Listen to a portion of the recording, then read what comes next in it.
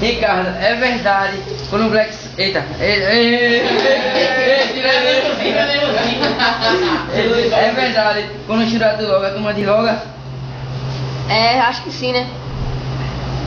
E é verdade, Felipe disse que tinha acabado os minutos dele, foi verdade? Eu vi aqui que tinha 50 minutos, né? Então quer dizer que ele correu do pau, dizendo que tinha acabado o tempo.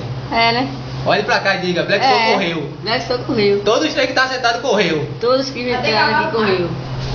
Isso prova que Jurado é o quê? Olhe pra cá. Daret, o rei intocável. Quem é que toca nele no servidor?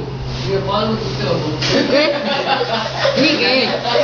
Quando loga pra alguém, até a cidade treme. O servidor da leg.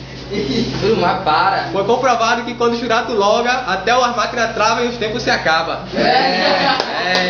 Fiz a entrevista. Isso é a bala, rapaz. Black Sopa cagou no pau. Cagou, no meu, no teu.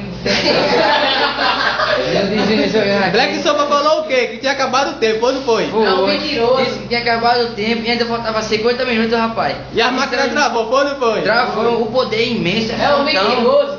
É o poder do Churato, do rei Daret. O que é que você acha de Black Sopa?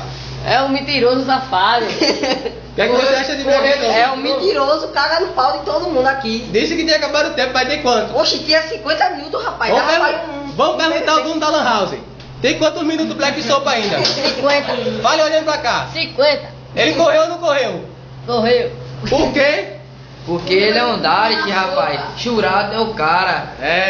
E não tem Forever, não tem Bonzinho, não tem um Belmock. Churato é o pai, rapaz. Churato é o cara, meu irmão.